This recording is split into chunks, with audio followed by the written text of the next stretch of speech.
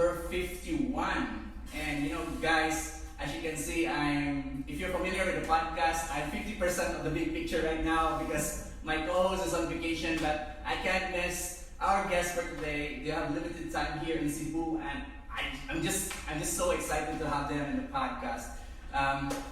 Our guests for today, for this episode, are forerunners of homeschooling here in the country and even around the globe, right? Because you're covering 30 countries around the globe. And on my left is he's a former anchor of the award-winning show called ANC On The Money, and he is now an entrepreneur, calls himself an edu-preneur, because he's focusing on education, relationship, and they're very concerned about family. And this beautiful lady on my farther left is I would say she can fill up the rest, but she's a very, I would say, followed. She has a huge following in terms of raising kids, and vulnerability, and a lot of things. Ladies and gents, friends, community, the big picture community. Let me please help me welcome Edric and Joy Mendoza. Hi guys. Hey, thank you so much. I'm so excited to talk to you guys. It's great to have you. Our babies here. Yeah. So in our little guest hidden somewhere in the the gray blanket. Sure. And he's she is the sixth. The sixth kid. Yeah. Wow. Yeah, and we had to take her for obvious reasons. Well, if you don't see this, it's because Joy is still breastfeeding. She's still only barely 3 months. Right. So, Edric and Joy, I'm definitely did the best I could to introduce you, but definitely the best person who can talk a little bit about yourself and introduce yourself to maybe like the 2-3 people who are watching now that didn't know you. Can you fill in the gap with the intro? Sure. Yeah, I think maybe what's important is what we're passionate about. All these credentials really are centered around what we're passionate about. Sure. We're very passionate about changing the world, a family at a time. That's our passion. That kind of ties everything together. So I have been in business for over a decade, and as you mentioned, in the education space, which is why I use the label edu-preneur. Although I have ventures outside of education now. I was sharing to you earlier when Joe was asking me what happened after you left TV. How did you, fill in all that energy and time? Well, the reason I literally had to, is because the businesses or the business we were involved in, primarily in the homeschooling space, was growing so much that as we got new partners to help also infuse new investments to see us grow, they basically said, hey, Edric, we need to come all in here. Because it's very hard. It's honestly very hard to shift from getting your mindset ready to interview guests and update yourself, and then switch back to what's happening in the company and how things going. So when I left TV, I spent a lot of my energy behind that, and now some other businesses in agriculture, and some fun stuff in the food and beverage space. So that's kind of what I do. Me, Joy is part of, her focus in this bigger idea of helping change the world of family at a time. She's a big blogger. She has an award-winning blog called Teach. I'm speaking for you because she's busy right now. I don't want you to say this about yourself. She's an award-winning blogger on a blog called teachwithjoy.com that has its extensions across social media, Facebook, Instagram. Why did you do it, babe? Why are you so passionate about writing? I'm just saying, because I'm setting you up. I mean, Joe's asking us, right? Yeah, I think it was always my desire to be able to minister to and reach out to women. But as I became a mom to so many children, it was hard for me to meet with other women one-on-one or in group settings because I need to focus on my kids, and I'm also a homeschooling mom, which means I'm primarily home-based. So my husband said, why don't you do your writing, because that's what you enjoy doing. So that's how it started, and by God's grace, it's grown. It has a following. I think there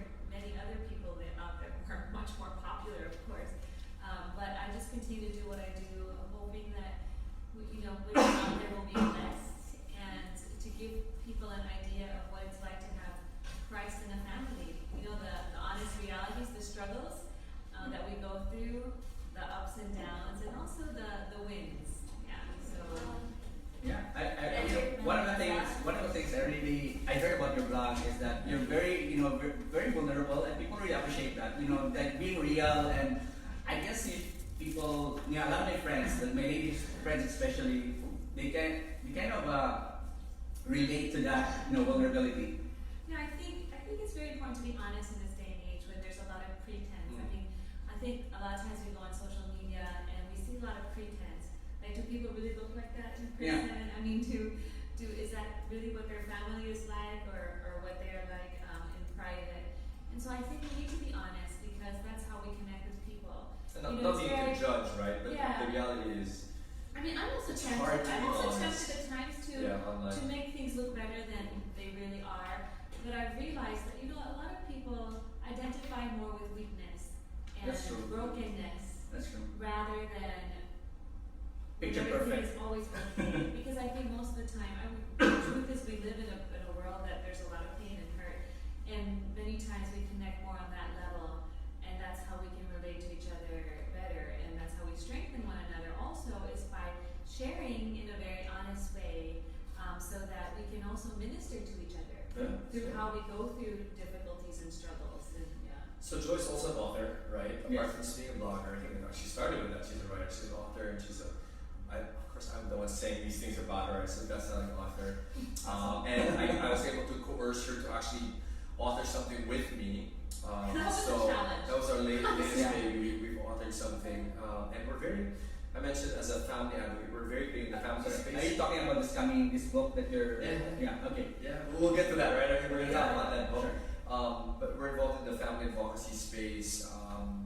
We mount workshops and Yeah. events for couples, for families.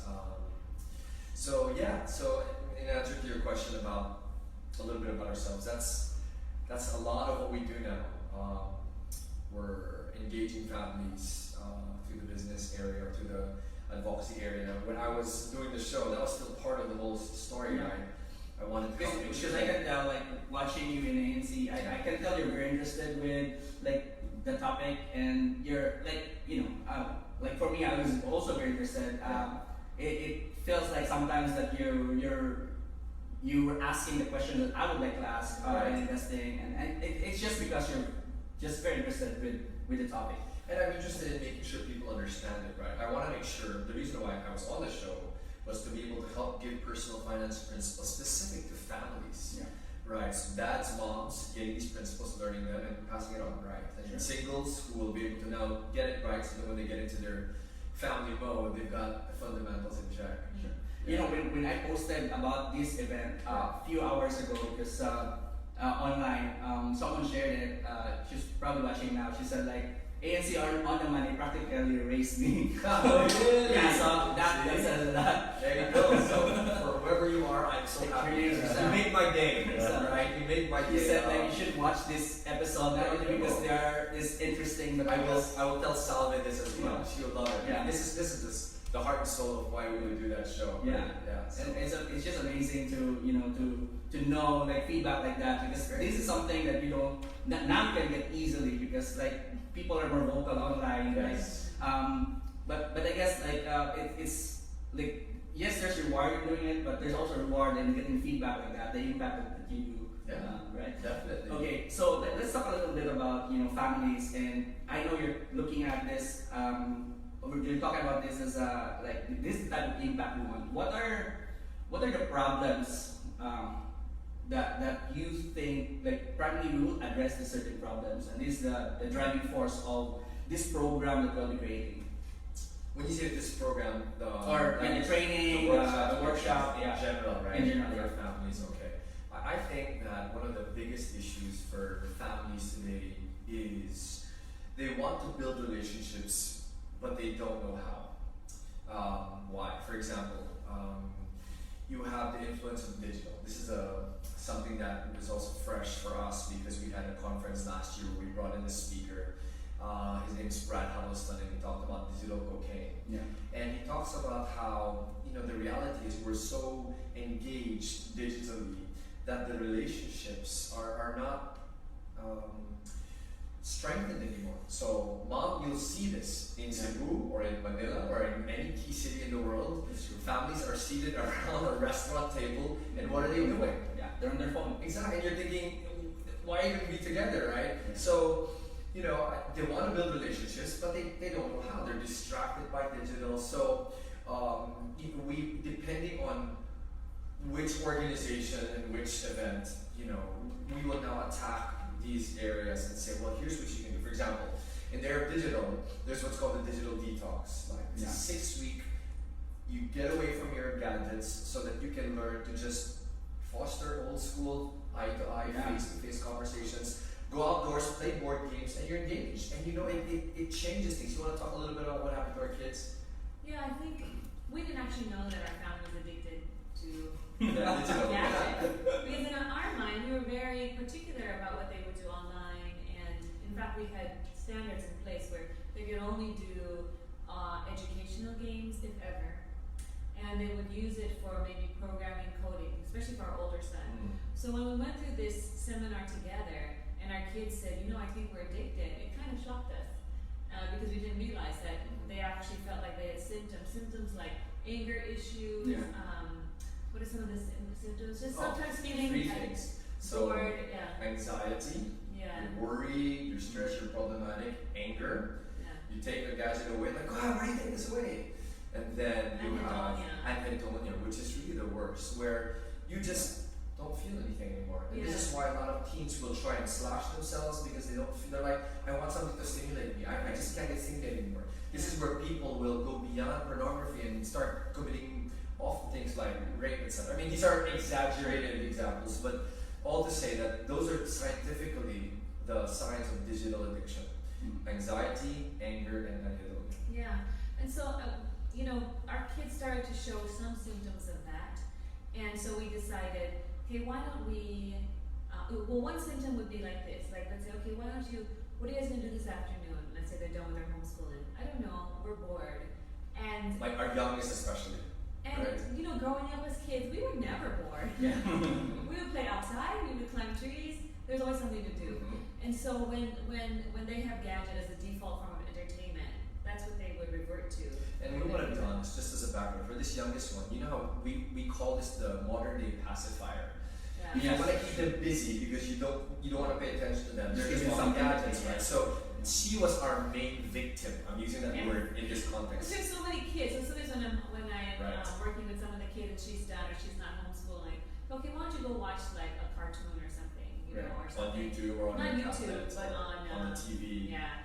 Cable. And so what we decided as a family was let's do a 6-week detox. So when we first talked to the kids about it, I think they were a little shocked, like how will we last? And at the time I was pregnant and they were like, Mom, by the time we finished the detox you would have given birth.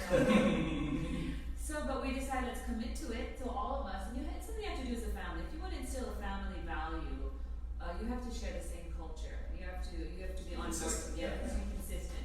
So what we did was we did this detox where nobody was allowed to be on gadgets. There are just blocks of time during the day for us because we had to commit. That's what I was gonna ask. Like, how do you manage it? So we had blocks of time, 20 minutes in the morning, at noon, and then in the and as evening. much as possible, it was in sync. So we're doing that, and then we get back together. It's not like But beyond that, nothing. Right? Yeah. And for the younger kids, nothing at all. Yeah. So then what happened was the first 3 days were hard. And then after that, it's amazing because they started creating, building things, inventing. When you say hard, what were the what were the things that you're seeing? Are they like more cranky or what I does think that a look little like? bit like, what do we do with our time? Yes. Like what will I do now, Mom? What are we going to do? So when you say digital detox, there's no TV also? Yes. No movies. No movies. Yeah. No TV. So anything with a screen. Anything with a screen. A digital screen. Okay. It's kind of radical. Yeah. Wow. Yeah. But It's probably one of the best things we did as a family. Ask the kids. What's interesting is, so to add the details there, the older ones, our 2 older ones, so they're engaged because they need that for their learning, right? They're in homeschooling. Yeah. They were like, yeah, you know what? When we first proposed it, they were like, I think we're addicted. They were honest. Oh yeah. It's the young ones. So they get this from when they attended the same program. And they realized that they were doing their own checking also, self-awareness, like, oh yeah. They're like the 3 days, right? We're like, oh yeah, we all have this. And so when we were very honest with ourselves, we decided to do it together. And it was important that they got it because the younger ones were looking at them also. Yeah. And so when they saw that, it was some of maybe the withdrawal symptoms, if you will, right? Sure. Would be things like, what do do I do now, mom? What do I do now, dad? So we had to also figure out what do we do now. So we went biking outdoors. We got bikes for the kids, and we just started biking. We played games. We threw the football and things out. We just learned to do things outside because there are so many things you can do. You know, one of the amazing things that happened was our third son. He said, you know, this has been so wonderful because now my brothers play with me, and he was starting to tear. And of course, we started to get teary-eyed also because he had felt like they were doing their own thing. Because you know, when you're on a gadget, it's very isolating at times. You feel like you're connected to people online, but then you isolate the people whom you are with at the present physically. So he said that, he started tearing, and then our other daughter said, "Dad, this has been the best thing ever." So the connection between the siblings get enhanced, get more, they get more strengthened. Yes, Because they're able to be with each other forcefully, and then they love it. And we didn't even realize that son of ours, Titus, felt so neglected until this came out. And they had to think of ways of entertaining one another and playing together. Yes. So now they don't even look for they don't. stuff. So what's the normal, digital exposure now in your family? The younger ones still do not go on gadgets. They don't really look for it. Do you have at this age? Yeah, It's like 10-year-old. Yeah, let me give that You can description. give Yeah. that one. So I'm going to put Brad Huddleston, right? Not me. So Brad Huddleston in their research said that for children who are 12 and below, 12 and below, yeah. absolutely no digital. It's a very extreme case, so we don't necessarily apply. What's the rationale behind that? So they're saying that the brain is not wired to be able to receive all that stimulus that early. That's the rationale. Because digital is stimulating. I mean, that's why we love it, right? That's why maybe for many guys, you love the tech, you love the digital side, but for them to be able to develop the creative abilities, you need to minimize that stimulation. So they learn to imagine and create. If it's all stimulated, then that's when they're like, I'm so bored now because I can't create anything to enjoy. And to go outdoors. Yeah. A lot of kids don't go outdoors anymore. Correct. So that's 0 to 12. And then from 12 to 25 years old, you really want to minimize it to about, so 12 below, none, 12 to 25, 30-minute blocks a day, max. If you read his book, he says there's a difference between just digital for entertainment purposes, And digital which would be for things like social media, watching games, movie, watching movie, and for productivity. Obviously, if you work, you need Right. to. I mean, right now we're using So digital. we'll finish that. Yeah. Above 25 is an hour block. So that's what Joy's talking about.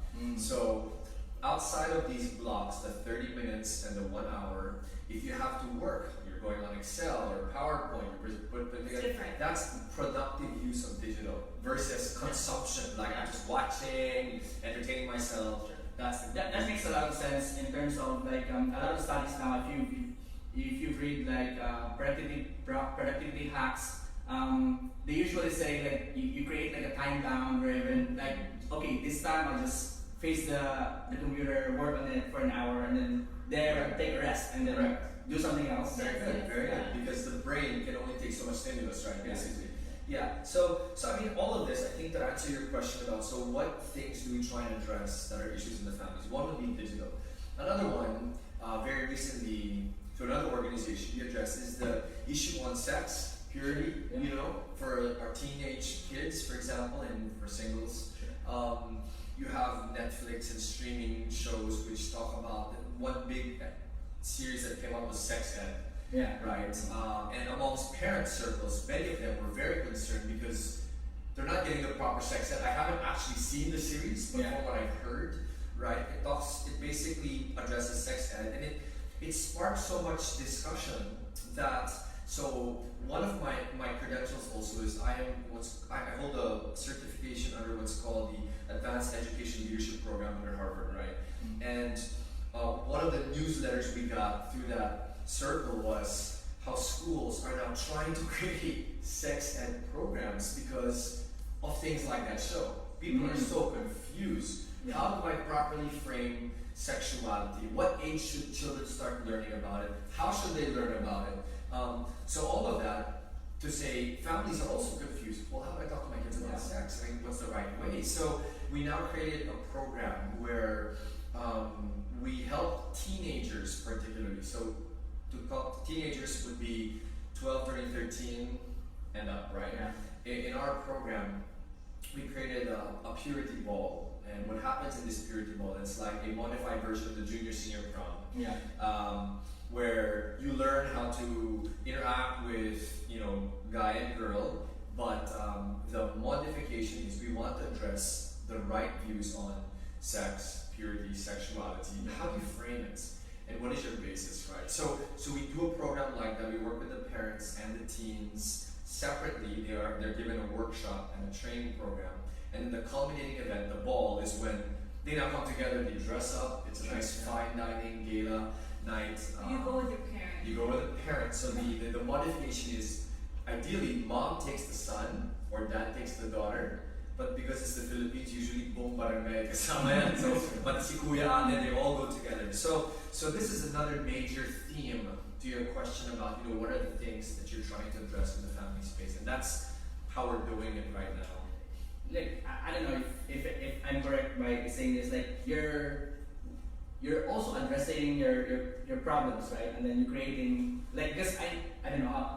Like, in my mind, like, yeah, that's actually really important. I have really young kids now, and like 8-10 years from now, I'm gonna be thinking about the things that you guys Or are. maybe sooner than you Maybe expect. sooner, yeah. I was maybe just gonna sooner. say, I Yeah. think it's important to talk to them sooner because they're Yeah. going to get exposed to it, and sometimes we hear about families whose 6-year-old is exposed to pornography Yeah, through yeah. like friends, Yeah. even younger maybe Yeah. even now, or there are a lot of children who get sexually abused even because they don't know That's what right. it means to guard their bodies and what is private, what's not allowed. So we tell parents, talk to your children as early as possible, especially when they start asking questions. Don't brush them off and say, well, we don't talk about that, or Yeah. we'll talk about that later. We need to be the ones to answer their questions because they are aware of their bodies.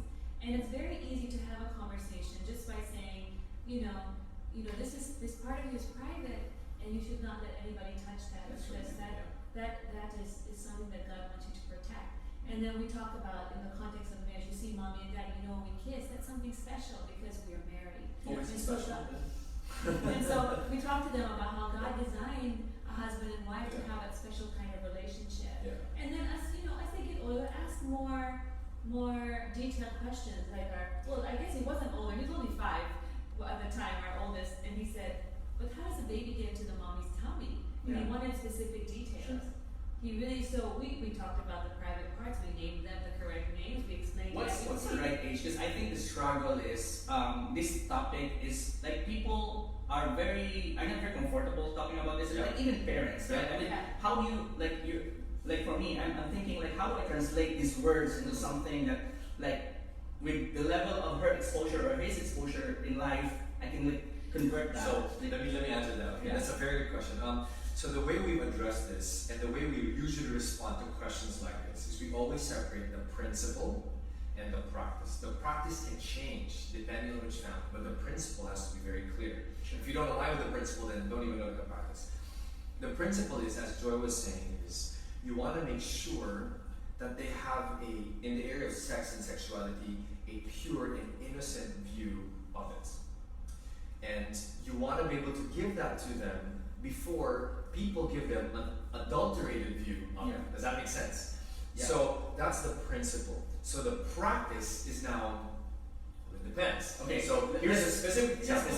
I'll give you a specific practice, right? So when your child asks the question, generally you want to be able to talk to them about it based on the question they give. Right? You don't want to just go on a whole, you don't want to say, for example, you have a 4-year-old kid, you're not going to sit down and say, let me talk to you about sex right now. Right. Why? Today's class is about But because you have these encounters, they'll ask questions. So like when my son asks, so how does mommy get pregnant, daddy? Whatever their age. As a practice, Sure. right?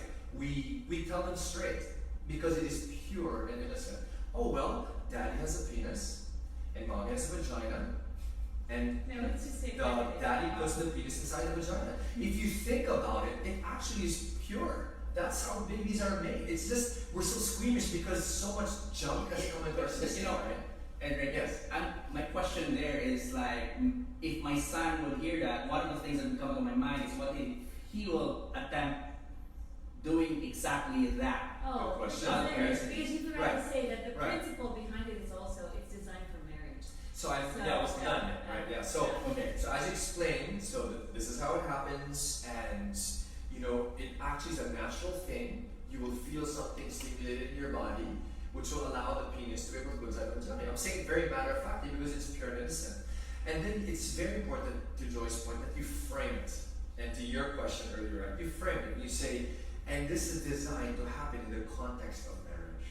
Yeah. That is something that is just not talked about because people are, and we can talk about the principle here, right? Sure. Is it really supposed to be just in marriage or not? Yeah. But in this context, the principle is yes, sex is designed purely and to be enjoyed in the context of marriage. So you can tell your child that if the principle is clear. Also. Let's because I'm coming from this perspective. I'm coming from someone who is watching now, Sure. and they will do this to their kids, Sure. right? So like, I would imagine that if I'm doing this, I think like everybody needs to practice because like they're Sure. I mean it's like if you're so conscious, I would say and there's malice when you say it. I'm definitely sure that your kids would notice like there's something here. You're uncomfortable. Why is Yeah, it's uncomfortable, and Yeah. like maybe there's something more here, Yeah. And like in application, when you learn this from I don't know if you formulated this on your own or you learned this from someone. Did you practice together in terms of like, hey, this is our script? Like when they ask, do you have that kind of conversation? No. I don't think So this area, no. This is like I think to be because- comfortable, just Yeah. basically to be comfortable with. Okay, I think because we were very clear, at least on one thing, that when we talk to our children about this topic, that there's a couple of things we want to accomplish. First, we want them to understand that sex, according to God's design, is a beautiful thing. Yeah. It's something so beautiful that you want to protect it. And so that was clear to us. And then secondly, we want to understand that God made you to be a man, God made you to be a woman. And your body parts tell you that also because based on your design. So ever since they were younger, we would help them identify what their body parts are. And it's something very, very natural. Let's say you're teaching your kids how to give themselves a bath.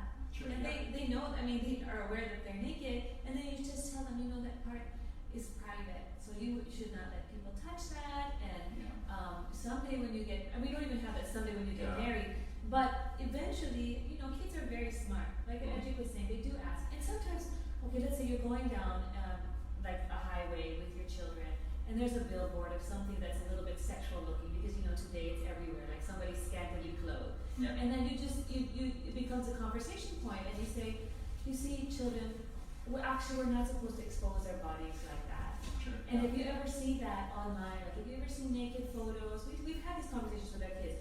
Just run away from it because you want to guard your innocence. I'm gonna jump in. Yeah. So my view also is you're asking, do we ever feel uncomfortable? Do we have to practice? Do we have to Right. It's about that. I think the rehearsal is not in the moment. I use that idea of the principle and the practice because what has happened to us individually as parents is the principle is very clear. That's what we have to keep rehearsing in our minds. For example, sex is not designed outside of marriage. Sex is not designed out of marriage. That is very clear. Right. So because that is very clear, then being able to say it to our children, we're not uncomfortable necessarily because the principle is clear. It's when the guy, if I don't know, then I'll be very stupid. Does that make sense? Now, to be very honest with you, we didn't grow up this way.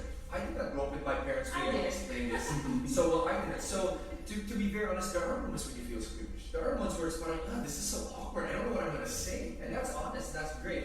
But what I will go back on is if you rehearse the principle and you know that this is what is true and what it is right, even if you feel uncomfortable saying it because you're saying the right things, then as you practice it, it becomes more comfortable. Yeah, I like That that. makes sense. Yeah, that makes a lot of sense. I like the idea that I think the way you explain it, a lot of it hinges on the principle. Yes. Right. And if you get the principle right, like you may I would say explain it at one point, but then because it's hinging on a solid principle, you can always come back to it and say let me explain it a little bit later and a little bit clearer. Let's reframe it. Let's say your kid says, Dad, how do I play basketball? If you have no idea how to play basketball, you're going to fumble all over the place. It looks so awkward because you don't know how. Does that make sense? But if you don't play basketball, no problem here, let's shoot. Now, there might be moments where you're like, well, I didn't really play basketball too much, but I know I'm gonna play it. Yeah. It's very clear to me. So I'm gonna feel a little awkward doing it, but since it's all clear to me, I'm working with my son, I'm able to. Does that make sense? Sure, It's yeah. the same idea, right? So if it's clear how it works and you actually do it, it becomes so much easier to explain. I just want to say that kids, when you talk to them when they're younger and they've not been exposed to, perverted versions of sex, it's easy for them to understand like that conversation, and it's nothing to them. It's not even. uncomfortable to them. It's like so natural and normal. When we had that conversation with my son, Tell that. right? We were in the car and he asked that. He said, "How's the baby get to the mommy's tummy?" I And he was explained asking that. all kinds of details. I talk about sperm and egg, Yeah, all that detail. And then afterwards he's like, "Okay, thank you." They And just it just starts basically playing. like, Yeah. "Thank you for the information. I just needed to Because know." it's pure and innocent, you know what I mean? Yeah. And once they understand, like they have enough information, they're okay with that already. They don't need to. Yeah. You're not gonna It's like- dwell on it. They're happy to have an answer, I They're guess. happy Yeah. to have an An answer answer. that. But if you start using weird terms like birds and bees, and you have to explain those terms eventually, I mean, also, Yeah, that So goes against other things. psychologists will say it's not healthy because when you look at a bird and a bee, which it really is a bird and a bee, it's like, wait a minute, it's kind of confusing. And then suddenly they're like, oh, bad germs. You Yeah. don't say, Yeah. but that's what it is. Yeah. That's the term. One of the things I want to get back to is like in terms of what you said is principle, because I think that's where a lot of people get it wrong, Yes. right? Because Or- like even the way I asked you, the question I asked you, is I was thinking of a different context, right? That basically what you said, like, oh, just get this context right, and then you can explain it from there. Correct. So my question is, how do people gain a better perspective of the right principle or like the correct principle? I don't know if like Sure, that's the $1 million question, right? So our view, and not everybody agrees with this, right? The principles are derived from our life manual, and our life manual is basically given by the person that has designed us, and our belief is that that is the Bible, because God is our designer, and He's created this as a life manual, and so since He designed us, then the best way to figure out how to raise up these kids He's designed, or any other area, marriage, business, is to go back to that manual. And people can argue that. Sure. People can say, well, that's not really a good source, so that's fine, and we'll respect that. But to your question of, well, where do people go to be able to find those principles? That's where we go. That's our basis, right? That's what I was saying earlier. We rehearse this, we keep studying it and get to know it, so that when our kids ask us, then even if it's something we did not rehearse together, well, I know that the Bible says you're not supposed to have sex outside of marriage. She knows that. Then we can talk to our kids about that. Does that make sense? That makes sense. That makes sense. Yeah. Okay, let's talk now about homeschooling. Sure. Right? Sure. Because I know you guys are, like a lot of people follow you because of that. A lot of people refer to you, like whenever, I think the first time I heard the word, I asked my friend, and he said like, there's a couple here that, and Really? yeah, like Edric and Joy. Oh, yeah, okay, and then I did search, yeah. So how did you guys get started with that? Okay. Yeah, well, I was homeschooled for a number of years growing up, and my siblings were as well, so I was already exposed to the idea of homeschooling. Well, for Edric, it was really something very new, and at first he was not really, he was thinking I was that- very skeptical. skeptical. So our first child, right? So his name is Elijah. We had been doing a Montessori and homeschooling in his preschool years, because preschool I figured, So Elijah goes to Montessori school. some days, and then the other days Twice a homeschooling. week, and then the 3 Right. times I would homeschool him. Because I was skeptical. And I come from a blue school all the way through, and my father was from the same blue school, and many of his siblings from the same blue school. So everyone's expecting that the eldest child that I had would be from the same blue school, right? When we were thinking about homeschooling, when she was thinking about homeschooling, she said, "Hey, can we, after preschool, go full homeschool?" And I was like, "No." I was like, this is not what I grew up with, right? This is not a heritage. So, cut the story short. In that experimental phase where Elijah was doing homeschool at Montessori, I saw something different. And I was remembering my childhood and my preschool days, and I was like, maybe there's something different about this boy. And it intrigued me, to be very honest. So I said, okay, let's carry on. There's something different about him. So as we carried on, it just kept affirming the reason why we were doing it, and all of the people around me who I was afraid would condemn me for What you know, were not the sending them. like I would say, I don't know if the right word is fear. What were the concerns that like maybe a couple of concerns that you're thinking like would be birthed out of homeschooling? Sure. Structure. I was like, oh, you know, do we really know what we're doing here? Prestige, but wow, you know what? He's not. I won't be able to say he's going to the school that I came from, right? So, and a lot of because I had no idea what it was like. That whole how is this gonna work?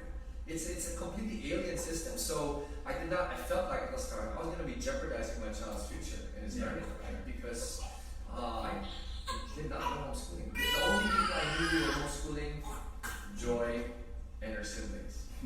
So my first thought was, you know, aren't you isolated? Aren't you? Yeah. And all of these stereotypes, do you have friends, social skills, you know, oh, how they do academically, it's just mom. I mean, what are the grades? All of these. So that's what, to tell you honestly, those are what I was thinking. I'm like, it's not gonna work. My son, you know, I'm not gonna do this. I'm gonna jeopardize his future. But as I said, as I saw the actual output of the system working in him, I was becoming more and more a convert, if you will, to the mode of homeschooling. I said there's something special. And when we would talk to people about it, so we would go to weddings, you know those weddings, family gatherings, it's like, oh, where did she go to school? We're like, oh, he's homeschooled, huh, what's that? And then they would meet him. And so That's very interesting because like I think up until recently, like that word homeschool hasn't been like it's not a common term that people use, right? And what year was this when we started? So I was just 15, we started at 16 years at 3, so 13 years ago, 2005, 2006, Yeah, I think as we began to have more kids too, we began to really think of, you know, how are we going to raise our children and what is the end goal? Because I think a lot of parents, we start off by thinking, okay, they're going to be of a certain age, where do we want to send them to school? Okay. So that's the first question we usually think of because it's an important question in their education. But then we realized it should be, what we should think of first is what is the goal in raising our children? And then you ask yourself, what education makes sense based on your goal as parents? So that's when we started to discuss, well, how do we imagine our children 20, 30 years from now? And how are we going to raise them to be those kinds of persons? Wow. So then homeschooling. Can you give us like share a little bit of that vision and then how homeschool you think would address because we always believe that we want our children to really, you know, love God with all their heart, soul, mind, and strength, and also be people who would contribute to society. You know, have healthy marriages as well. And so we thought, what is the best way to raise our children to become those persons, you know, with character traits that really help them to have life success. And we thought if they were in an educational system, would they really take on the values that we value as a family? Could we really, you know, raise them up with certain character traits that we believe were important? What if there's so many competing influences? It would be hard to pass on those character traits. And then so we realized if we really want to influence our kids, then we need a lot of time with them. Yeah. And if they go to a school, not that we're against schools, because eventually we also ended up in a school institution, but during their formative years, we need to have lots of time with them so that we have their trust. And in that way, we can influence them. And so, sorry. That's great. So that's why homeschooling made sense because we need a lot of time together. So you carry on first. Carry on. For me, I think the key idea behind it also is, you know, educators will not always agree on philosophies, but one of the things I've learned in the education space is what they will, majority of them agree on is personalized. You want to be able to have a personalized learning approach, right? So for our sons, and in this mode, what really has helped for me affirm the decision is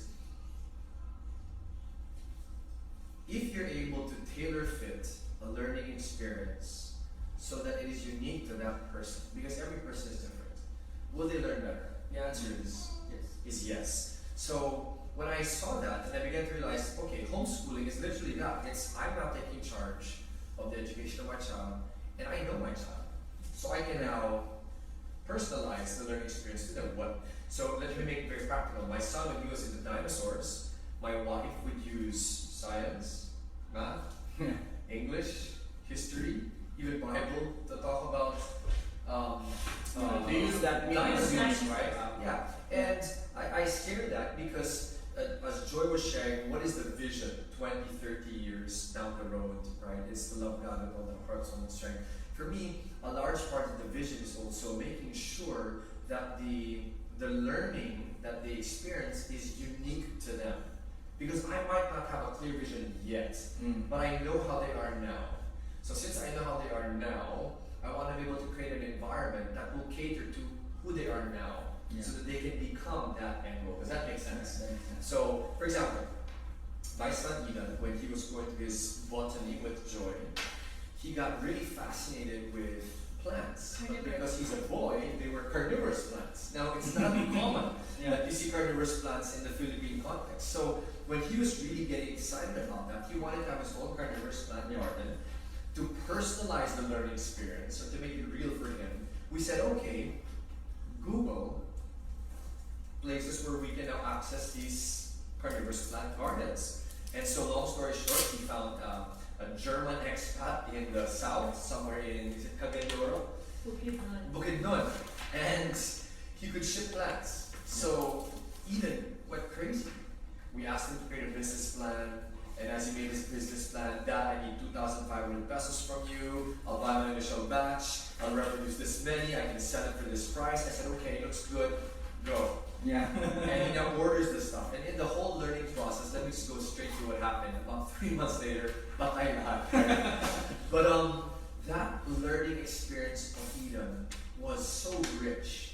And that's what I'm loving about the experience. And to your question earlier of how do you match the goal and the learning environment, that's kind of what we do. It might not be that clear yet, but we know what he likes. We know what their interests are. And the question is, can we help them go deep and really personalize the experience so that their learning will come alive? Okay. Right?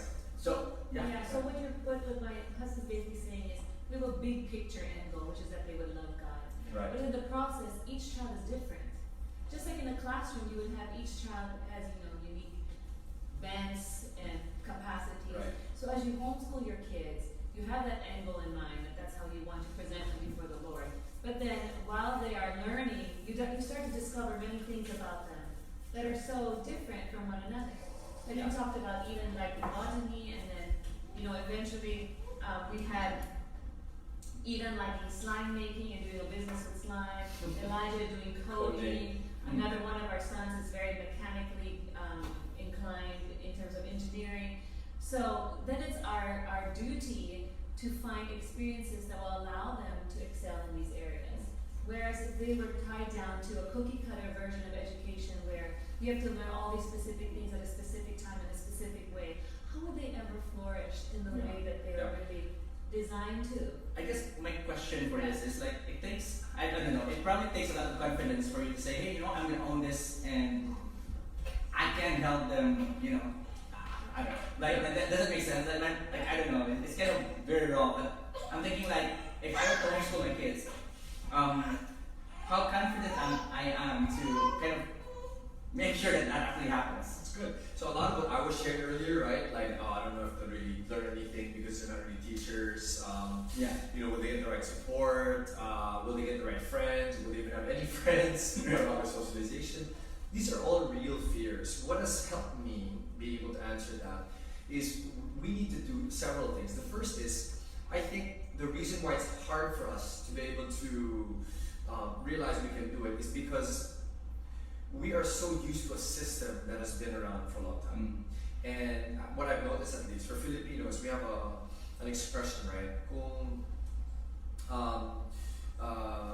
The right expression is parang, in English, if it ain't broke, why fix it, right? Or kung nakasanayan na, bakit pa kailangan pa nito? If we're so used to this already, and what our grandparents and parents would say is, okay naman ako, I'm working. So just let it go. Let the system go. That's the first, I think, mindset that we need to be able to step back from. And I'm going to be doing a workshop tomorrow. And all of it to say that what I've learned is there are so many forms of learning today, and we just don't see it.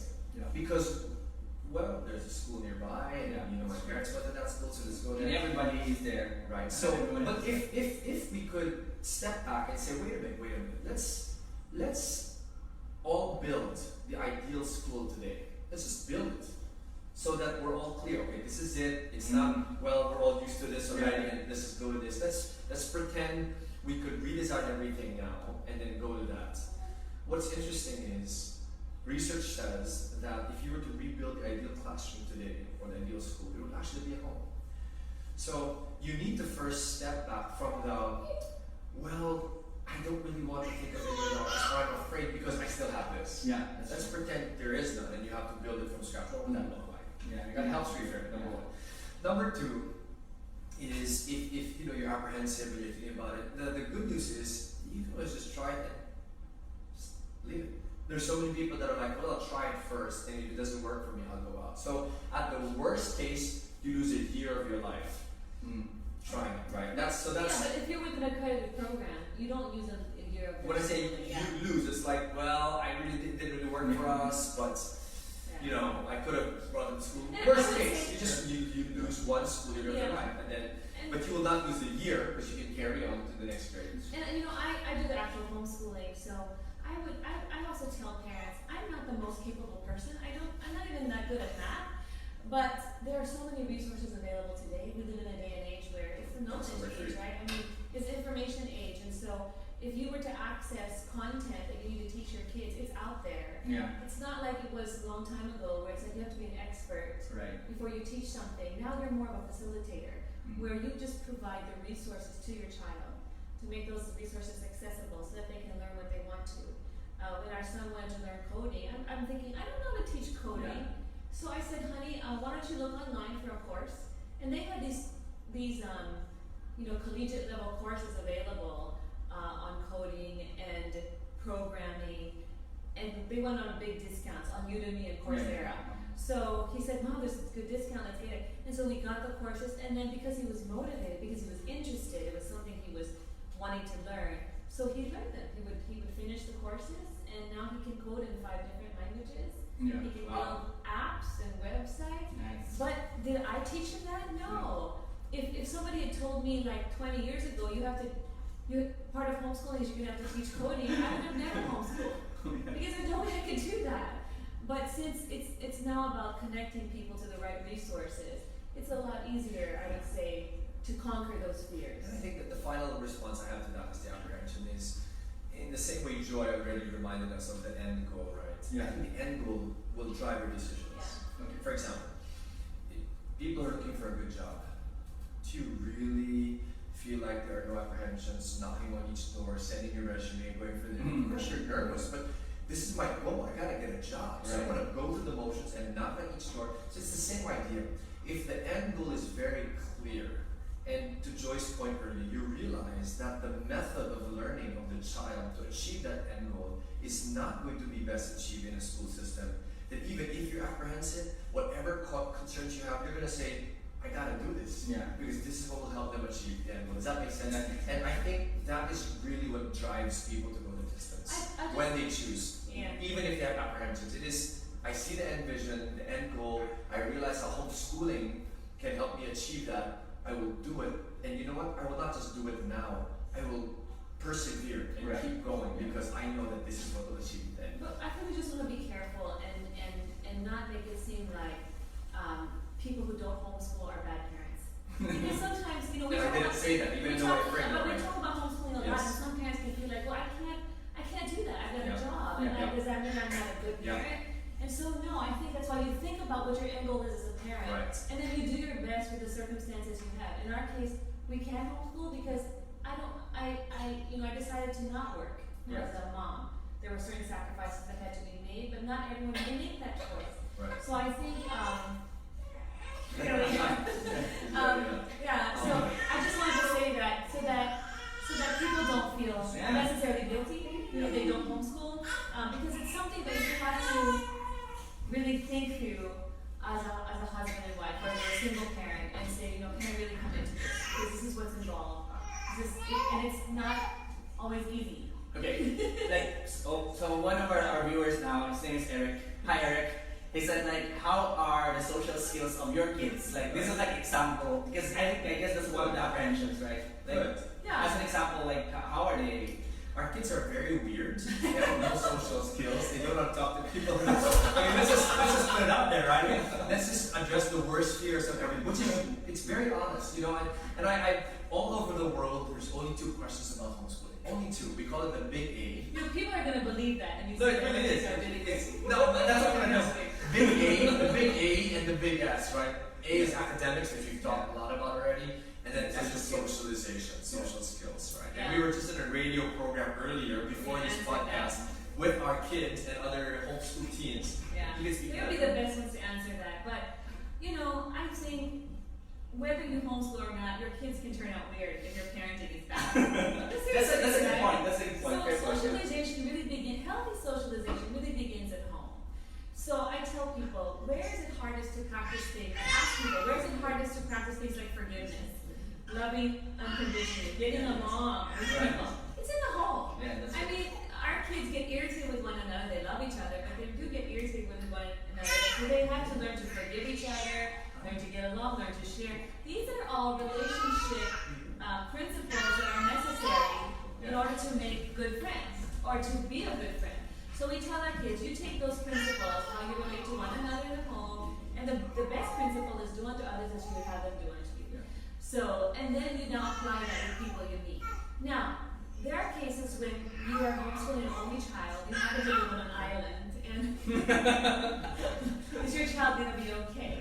So we still tell people, you know, no homeschooler should be an island. You really shouldn't. You should find ways to connect your children to other children. Yeah. It doesn't always have to be their same age, because actually kids do very well when it's multi-age groupings. Yeah. But sometimes there are things that can be learned through collaborative experiences that are good for kids.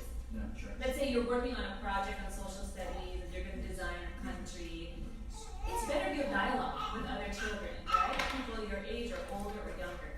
So we tell parents, be intentional about getting your kids into, let's say we call them learn groups, where you're with other families. And homeschool parents also need homeschool friends. Yeah, that's correct. Because you need a support system. Yeah. And so the nice thing about these groupings is, let's say we're in the same learn group. I know you as a parent, and I know your kids. If I bully you, if my kids bully your kids, you can easily come to me and say, you know, Joy, I saw your child hit my child Yeah. during playgroup. Maybe you can talk to your child. Could you do that when you're in school, like your child gets bullied? You're not even allowed to approach the parent, right? There is a third party. Yes, that and so, try to deal with that, the nice thing now about in the homeschool setting, when you have learn groups like these, you actually have a relationship with the parents, and you're committed to the same goals. You want your children to turn out to be well-mannered children, to have good character. So we tell each other, hey, if you notice things about my kid that are off, please tell me, approach me, because we have a relationship. That's true. Yeah. So that's one of the things. But it still goes back Yeah, it to takes a parents. community. It's a community Someone to said raise that. your child. Yeah. Yeah. So we still believe in community. Community is important. We don't intend to isolate our children, but we want to remain their primary influencers. Yeah. Does that make sense? That makes a lot of sense. And we teach them how to choose the right friends. Okay. These are the character traits that you want to look for in good friends. Yeah. So Yeah. now this time, let's talk about this book. Okay. So why did you write this? And like, yeah. Okay, Sure. and you can I'll start off on this one. So we've been involved in homeschooling Joy's been homeschooling our kids for over 15 years. And I have been involved professionally in the homeschooling space for over a decade. And over, wherever we speak, we get people asking all these questions. And they're similar questions. And I talked to a friend in the personal finance space who inspired me by saying, you know, Edric, we can talk all we want, which is true. We can go out, talk, which we do. We give talks, we give workshops, even through our organization, I give orientations. But a book is able to extend the message so much farther without you having to be physically present. Yeah. And so we figured 2 things. Number one, why don't we try to do that? Let's get that message out there where we don't have to be physically present, because our life stages are making it harder and harder for us to just go and talk about it. Where our kids are growing, and we want to engage them. And number 2, I think that, we have a unique perspective on homeschooling that if we do not put into writing now in this season, even for our own sakes, to look back on someday, then we might never have the window to do it. So those are the reasons why. Who is this book for? Right. Primarily. So these are for parents, and we want to say young parents. Parents maybe on your first child, and you're going to preschool, and you're not asking the question, as Joy said earlier, what school will I send them to? Because that's usually the next question for people in preschool. So we want to be able to help speak to those parents. That's one. So that, hey, you know what, there are other options that are not just in the regular schools. If you've never heard about homeschooling before, this should help frame it for you. The second set of people we also want to be able to speak to are those who are homeschooling already and just need a good pat in the back to say, hey, you're doing things right, or here are some added tools so that you might go the distance, right? And then the third audience, if you will, because I'm in the education space, we want to be able to get it in the hands of people in the education space. Whether you're an actual educator, or you're a publisher, or you're a supplier of materials in education, you want to learn more about homeschooling and what they think and what's happening amongst homeschoolers. This would be a good book for you too, so that you can better understand what it looks like. And I'll make this very honest by saying this is focused on the Philippine context. Nice.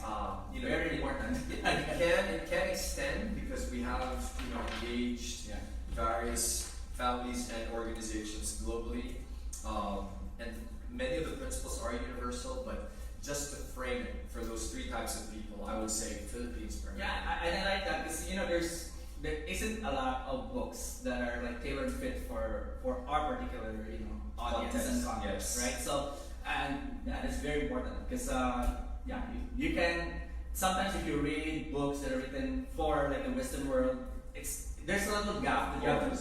I totally see that. It's a big gap sometimes, right? And you're sometimes it's like, I don't know the context here, Right. and then you have to translate that context and then think about that, how you can apply it to your life. Yeah, very good. And just maybe for the Filipino viewers out here, one of the persons we got to say something about this is the Chancellor of UP Diliman, the UP system. And we were very happy to have him say something about the book because maybe unbeknownst to many Pinoys, he's actually homeschooling his son.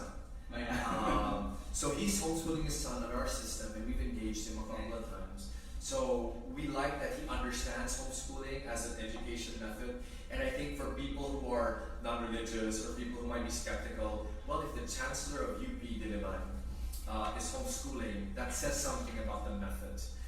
In his own words, and he's written this, you can Google this and find it in one of his Philippine Star articles online. He said if he could do it all over again, he would have probably homeschooled all his kids, but because he cannot, he's instead going to try and infuse this across all of the UP system because he sees the benefits involved. So that was very affirming for us, that hey, this is part of the reason why you should at least consider, if you're a young parent or you're a parent who's thinking about options for your children for schooling and learning, why homeschooling could be a solid option for you. Awesome. And you. Definitely. Think about it too, right? I'm researching about it. That's why I was asking these questions, like, okay, how can I actualize this personally? Well, I normally, I would say we if they were here, but I normally would close this section of the show with the things that I would reflect on as you guys are sharing part of your lives and then the things that you shared today, and share that like what I think is like that stands out.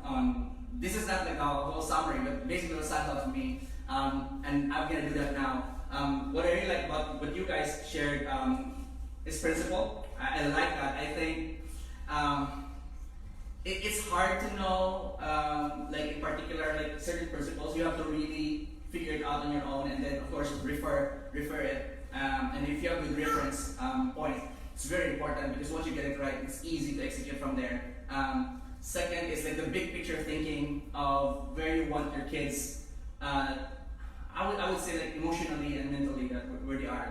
You term it as loving God with all your heart, soul, and mind. And I love that because like I think it's sometimes we just I would say like for me as a young parent, I would just I'm thinking about that, but I don't really have the words to kind of frame it. But when you said that, I said like maybe I should have my own I would say vision for my two kids in like 10-15 years from now, because I cannot allow that to be in someone else's hands. These are my kids. These are the gifts from God to me, and I think it's really an honor to really think about that. So I really like that. And one of the things I really like about it, thank you so well. I would just say thank you for inspiring me personally, and I'm pretty sure our audience here are inspired.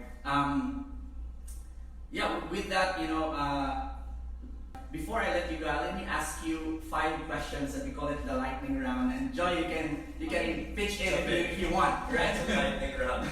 Short, quick answers. Short, Right? quick answers. Okay. First question. Do you, like as parents, what's your morning routines? Like that you said this is my power, the thing that I actually do, and this is where I get my boost in the morning. I always need to read my Bible every morning, because I find that if I don't put God first, I have a hard time being a mom. I mean, a good kind of mom. So that's important to me, just to read my Bible.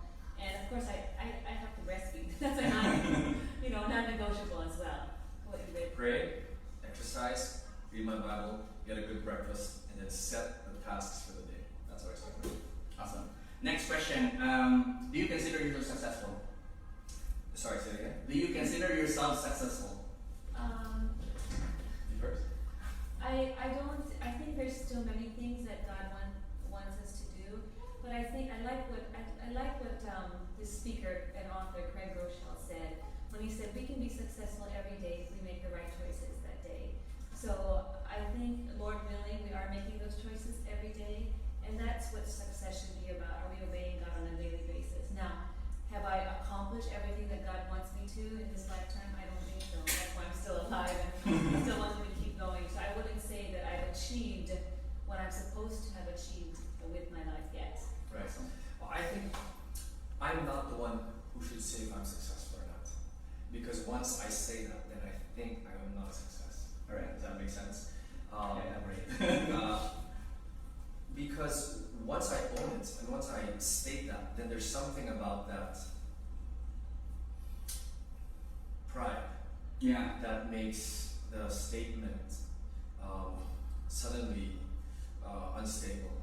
So my answer to your question is, am I successful? Is I'm the wrong person to ask. You need to ask the people around me, my wife, my children, the people who see what I do, to see if I'm successful. Because as Joy said, it's very hard to frame what success is. Do I want to be successful? Yes. What do I want to be successful in? My main definition of success for me is one word: faithful.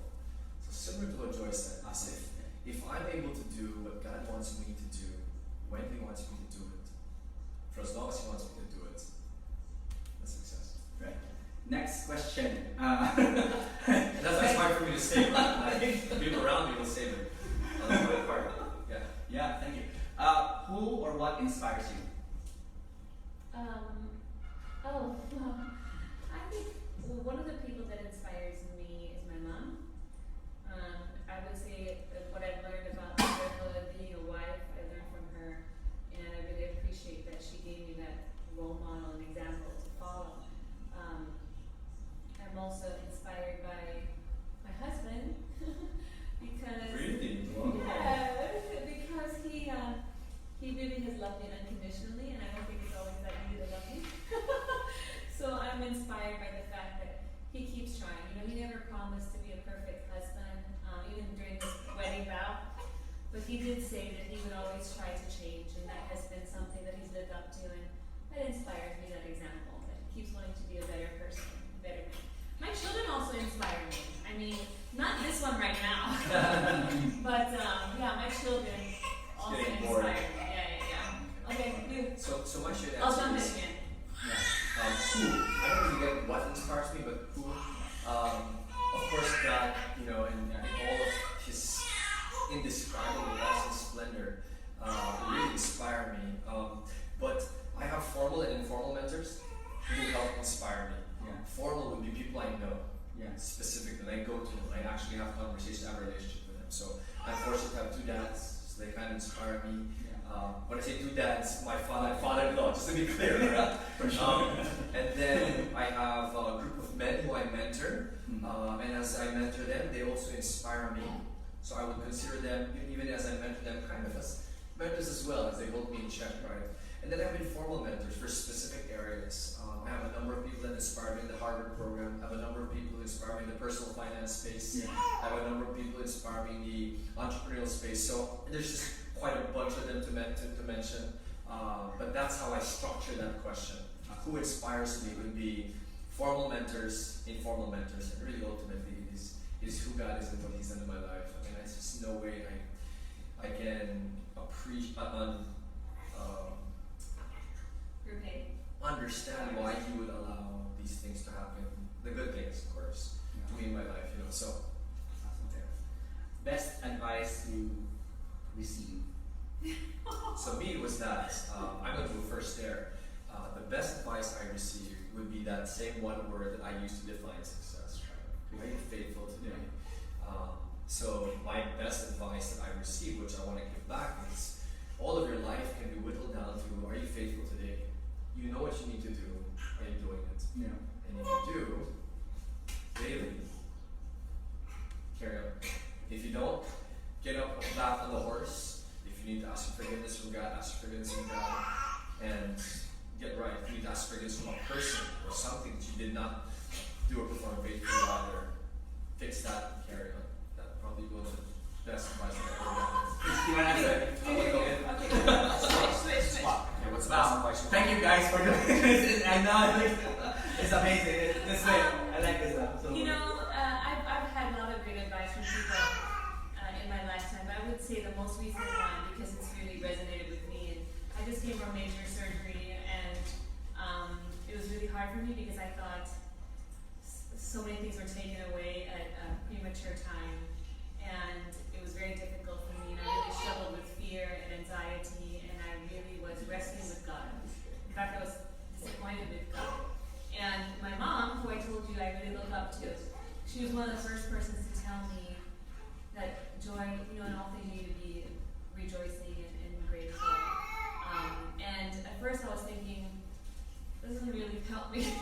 Yeah. But it's so true, because there's this verse in the Bible that says, rejoice in everything, and with prayer and supplication, with thanksgiving, present your request to God. Yeah. And then the peace of God, which transcends all understanding, will guard your hearts and your minds in Christ Jesus. When I quoted it back to her, I said, Mom, you know, I realize when I get afraid now, I just say, okay, I'm going to pray, because God will give me the peace. She said, Joy, you know, you forgot the part where it says we must pray with thanksgiving. Yeah.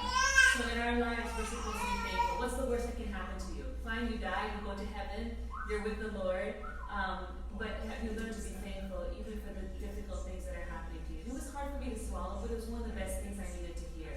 Because it's true. There are many things to be grateful for. And I had to come to that point where I just knelt before God, and I just put my arms out, and I said one morning, Lord, I surrender. I'm sorry for my bad attitude, and will you forgive me for judging you? Judge the way that you have allowed these things to happen in my life. Yeah. And for not being grateful, will you forgive me? And after that, it was just so liberating, and God really gave me a different kind of peace. So I would say in this season of my life, that was the best advice that I heard from somebody, was to remember to be grateful to the Lord. Yeah. Wow. Thanks. Next question. Second and last question. So a lot of people. That's why I just like the question. That's a long one. Yeah. He said lightning question, not lightning answers. You should have said lightning answers. Okay. Alright, so second to the last question in the lightning round is a lot of the people that watches this program and this show, you know, it's either they're working overseas, right, and they want to be with their family, because there are people who are there, but they're really happy and they're bringing their family there. We're talking about those people who are separated and they want to be here, or they're here but they felt like they didn't have enough time in their home, right? What advice, regardless of maybe pertaining to relationship or like whatever, what advice can you give to these people? Well, I think those are two very different scenarios. The one is the physically. Yeah, physically, but the other one is they're here, but like the distance is, felt like they're still outside. You can answer that one. What somebody told you about when you come home, the first thing that you do. You want to answer that one? Go.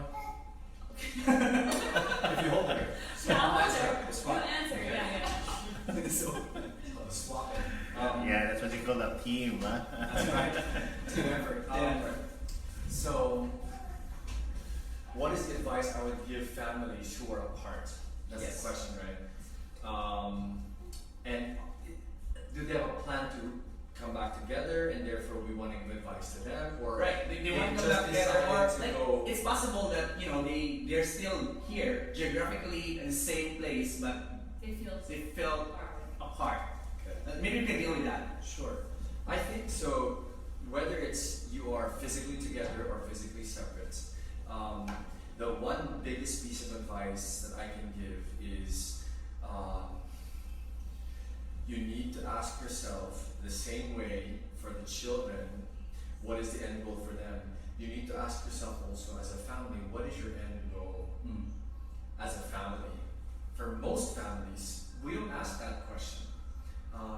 And it's an important question because that's what's, in my opinion, what's going to drive, if you're physically apart right now, the decision to say we cannot, and that is my general advice.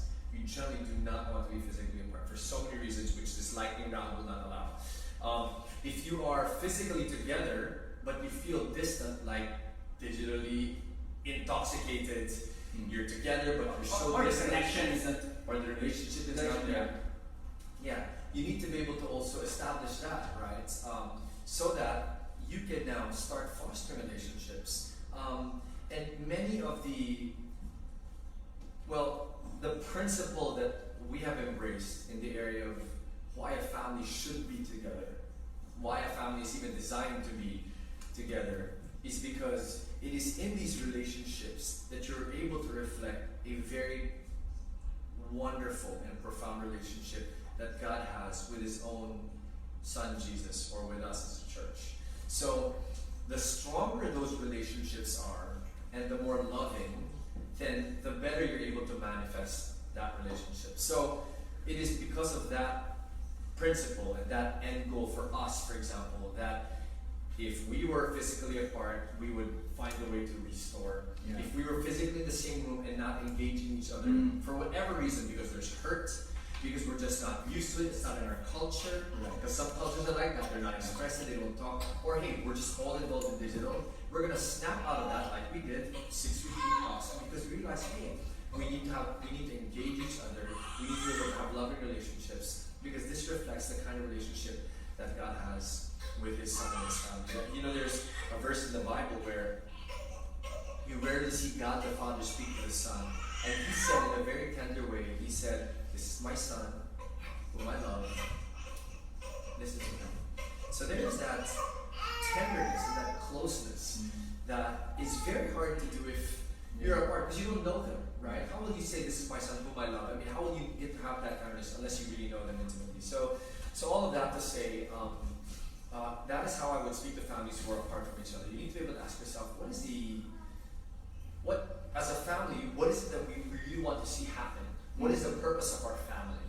And unless you're able to agree on that principle, then this discussion of being apart, being together will have no foundation. Right. So you ask yourself that, and my opinion is, I know you want your family to be nice and together. You don't want it to be all. I don't know any family that would say, "Oh, sana maghiwalay na yung mom and daddy ko," right? Let's have them separate. Sana I never see them. Sana they break apart their marriage. Everybody wants to be close somehow. So you need to be able to say, what for? Why are you doing that? What is the end goal? So that you can now create practical steps on, okay, this is the reason why we need to be together, and strengthen conversations and have a stronger relationship, even if we're physically together.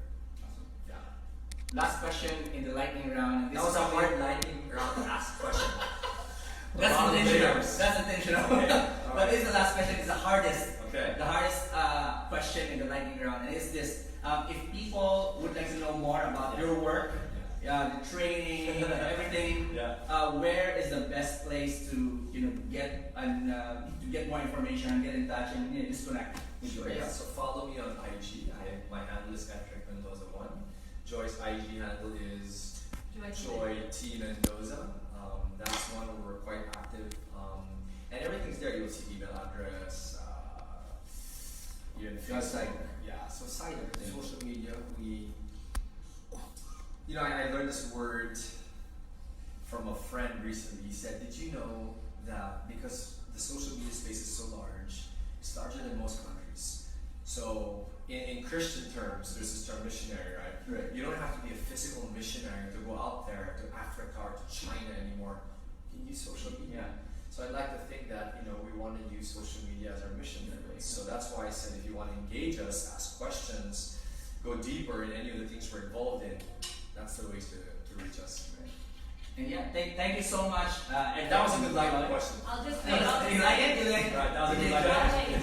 Did you enjoy that? So Guys, thank you so much. I really, I hope you have fun. Yeah. I'm pretty sure a lot of people learn this. Yeah. Learn a lot from you guys. Thank you so much, guys. If you want to see when this episode will be released, please subscribe to the facebook.com/thebigpicture, and then you can go to also thebigpicture.ph/episode 51 for the show notes. All the information, including the information about the book, will be there, and link to their IG accounts will be there also. So guys, thank you so much for watching. It's been an amazing episode. Edric and Joy, thank you so much. And Katie, Yeah, thank you. who's calling us out. And let me say goodbye for now.